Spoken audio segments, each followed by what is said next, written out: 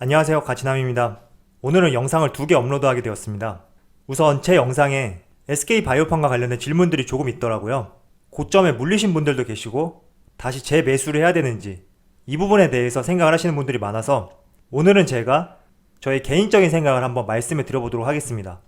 항상 참고는 하되 모든 주식시장이 그렇듯 너무 맹신하는 것은 위험할 수 있으니까 언제나 여러분들 생각과 비교를 해보시고 참조를 해보셨으면 좋겠습니다. 자, SK바이오팜 같은 경우에는 지난 7월 2일날 상장을 했죠. 그리고 첫날, 이틀, 3일 이렇게 3일 동안 상한가가 나왔고, 그리고 4거래일째 이렇게 30% 가까이 상승이 나온 뒤에 다시 하락으로 마감이 되었어요. 그리고 7월 7일 이후부터는 지속적으로 하락이 나오고 있죠. 마이너스 5%, 보합, 마이너스 3%, 그리고 오늘 같은 경우에는 마이너스 5% 정도 하락이 나왔어요.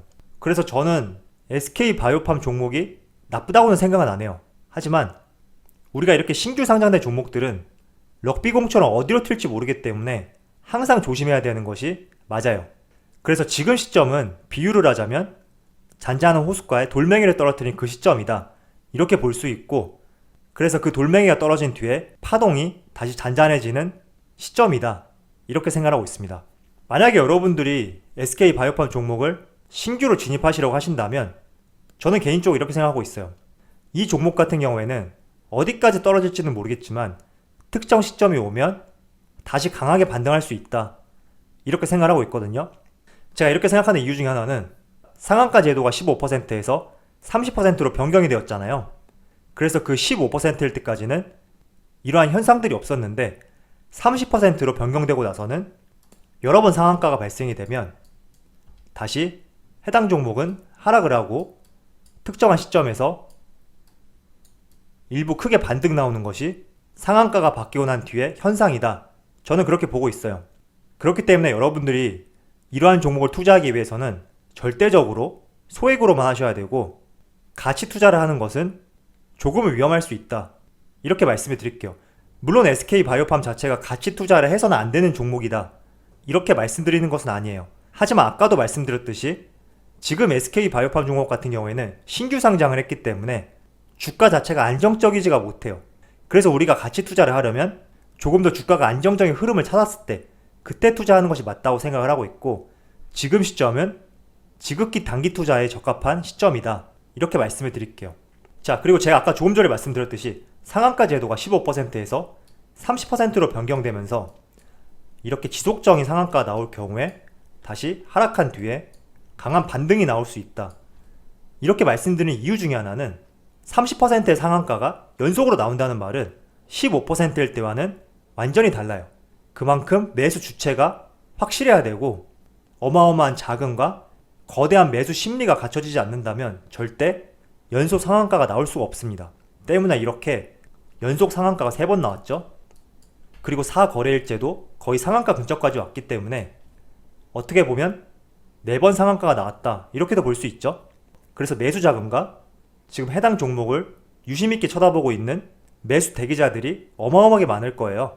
그래서 어느 정도 SK바이오팜의 주가 자체가 조금 하락을 해서 이런 매수에 대한 투자 심리가 있는 주체들이 다시 몰리게 된다면 이렇게 큰 상승이 나올 수 있다, 이 부분을 말씀을 드리는 것입니다. 물론 이 상승은 어디까지 나올지 몰라요. 단발적인 큰 상승이 나올 수도 있고 기존 직전에 고가를 뚫어주는 상승이 나올 수 있는데, 어디까지나 제가 말씀드렸듯이 이러한 투자법은 단기 투자에 해당되기 때문에 항상 내가 투자를 하시려면 발빠른 대응이 필요하고 너무 먼 훗날까지 내다보는 것은 조금은 무리지 않을까, 이렇게 말씀을 드릴게요. 제가 그래서 지금부터는 연속 상한가가 나왔던 종목들에 대해서 몇 가지 예시를 보여드리도록 하겠습니다. 자, 해당 종목은 쌍용차예요. 이 종목 같은 경우에도 6월 말에 상한가가 3번 나왔죠. 그리고 4거래일째 강한 상승이 나오다가 다시 하락 반전을 했어요. 그리고 약 2주 정도 주가의 흐름이 하락하는 모습을 보였지만 다시 이렇게 일부 강한 상승이 나왔죠. 이 재상승에 대한 폭은 우리가 알 수 없어요. 직전 고점을 뚫을 수도 있고 지금 쌍용차처럼 어느 정도 상승에 그치고 끝날 수도 있단 말이죠. 그래서 다시 한번 여러분들에게 말씀을 드리지만 내가 SK바이오팜 종목에 대해서 매수 계획을 가지고 있다 할 경우에는 항상 소액 자본으로 재반등이 나오는 시점에 일부 수익만 실현하고 감사한 마음을 갖자, 이렇게 말씀을 드리도록 하겠습니다. 제가 쌍용차 말고도 여러 종목을 보여드릴게요. 시젠,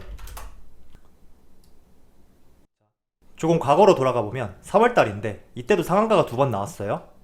그리고 비교적 하락하는 구간이 나오죠. 그리고 다시 이렇게 재차 큰 상승이 나왔어요. 또 다른 종목을 한번 볼게요. 휴마시스, 이 종목도 6월달에 6거래일 동안 상한가가 나왔죠. 그리고 크게 하락하는 구간이 발생이 되었고 다시 재차 크게 상승하는 구간이 나타났어요.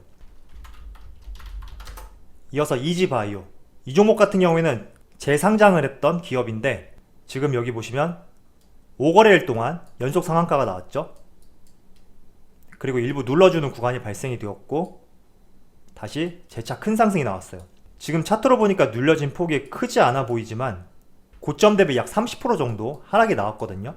그리고 다시 이렇게 큰 상승이 나왔기 때문에 주식시장이 15%에서 30%로 바뀐 뒤에 연속 상한가가 나올 때는 우리가 눌러주는 구간에 조금 관심있게 보는 것도 좋다, 이런 말씀을 드리도록 하겠습니다. 자, 이어서 예시들을 더 많이 보여드릴게요. 이번에는 우선주 위주로 보여드리겠습니다. 자, 삼성중공업 우선주, 이 종목은 워낙 유명하니까 다들 아실 거예요. 지금 몇 번 상한가가 나왔는지도 세기도 힘들 정도인데 약 10번 정도 상한가가 나왔다고 가정을 해보겠습니다. 그리고 이렇게 크게 하락을 했죠. 96만원에서 30만원 정도, 약 3분의 1 정도로 내려왔는데 다시 큰 상승이 나왔어요. 그리고 현대건설 우선주, 이 종목도 4거래일 동안 상한가가 나오고 크게 하락을 했죠. 그리고 다시 재차 큰 상승으로 반등이 나왔다, 이런 말씀을 드리고, 마지막으로 SK네트워크스 우, 이 종목도 4거래일 연속 상한가가 나왔고 크게 밀렸어요. 그리고 다시 상한가와 함께 큰 재반등이 나왔다, 이렇게 말씀을 드리도록 하겠습니다. 자, 제가 사실 여러분들에게 이 부분에 대해서는 말씀을 드릴까 말까를 굉장히 많이 고민을 했거든요. 제 영상 채널 특성상 중장기 투자를 여러분들에게 항상 말씀을 드렸는데 어떻게 보면 큰 손실로 이어질 수 있는 단기 투자에 대해서 말씀드리는 것은 아닌가, 이런 고민이 되었지만, 그렇다고 해서 제가 여러분들에게 너무 장기 투자 종목에 대해서만 말씀드리는 것도 조금은 지루할 수도 있겠다, 이런 생각이 들더라고요. 그래서 SK바이오팜, 이 종목에 대한 질문이 많았기 때문에 이 종목 위주로 한번 말씀을 드려본 것이고, 저는 SK바이오팜이라는 종목 자체만 봤을 때는 굉장히 유망한 종목이라고 생각하고 있어요. 그 이유로 첫 번째는 지금 국내 바이오 기업 중에 주요 파이프라인에 있어서 FDA 승인을 2개 이상 받은 기업은 SK바이오팜이 유일하죠. 이 부분도 굉장히 긍정적으로 해석할 수 있고, 두 번째는 앞으로 우리나라가 나아갈 방향성과 부합하는 기업이란 말이죠. 5G, 반도체, 언택트, 제약바이오, 이런 업종들은 시장을 주도하는 업종들이기 때문에 항상 우리가 관심을 가져야 될 산업이라고 생각하고 있어요. 그래서 장기적으로 봤을 때는 정말 좋은 기업이다, 이렇게 생각하고 있지만, 앞서서 제가 말씀드렸듯이 지금 SK바이오팜 같은 경우에는 신규 상장을 했기 때문에 잔잔한 호숫가에 돌멩이가 떨어진 상태다. 그래서 그 파동이 잔잔해지고 난 뒤에 그때 우리가 가치 투자를 하는 것이 더 옳은 방향이지 않나, 이렇게 생각하고 있습니다. 따라서 여러분들이 SK바이오팜을 투자하시려면 내가 정말 3년 이상 들고 갈 계획이 없다면 지금 시점에서는 장기 투자하기에는 너무 위험한 자리다, 이렇게 말씀을 드리도록 하겠습니다. 자, 그리고 상한가 제도가 15%에서 30%로 조정된 뒤에 이렇게 상한가가 강하게 여러 번 나오게 되면 그 이후에는 차익 실현 매물이 쏟아질 수밖에 없어요. 하지만 그래도 이렇게 강하게 상한가가 여러 번 나왔던 종목들은 다시 한번 매수를 고려 중인 매수 대기자들이 굉장히 많아요. 뿐만 아니라 내가 상승장에서 매수하지 못했던 매수 대기자, 이렇게 여러 가지로 매수를 고려 중인 주체들이 많기 때문에 이렇게 상한가가 조정된 뒤에 여러 번 상한가가 나왔을 경우에는 한 번씩 눌러주는 구간이 발생이 되고 다시 재반등하는 구간은 나오더라, 이러한 말씀을 드리도록 하겠습니다. 다만 이 재반등 구간이 어디까지 올라갈지는 알 수가 없다. 전 고점을 돌파할 수도 있고 전 고점을 돌파하지 못하고 다시 하락세로 마감이 될 수 있기 때문에 큰 수익을 기대하기보다는 짧은 기간에 조금의 수익에도 감사할 필요가 있지 않을까, 이렇게 말씀을 드리도록 하겠습니다. 지금 SK바이오팜 같은 경우에 어디까지 하락할지는 모르겠어요. 그건 저도 말씀을 드릴 수 없고 항상 지켜보는 수밖에 없다, 이렇게 생각하고 있기 때문에 여러분들도 유심히 지켜본 뒤에 특정한 시점이 됐을 때 이러한 전략을 취해보는 것도 좋지 않을까 생각을 해봅니다. 자, 그럼 오늘 영상 여기서 마치도록 하고요. 항상 여러분들의 성공 투자를 기원하도록 하겠습니다. 감사합니다.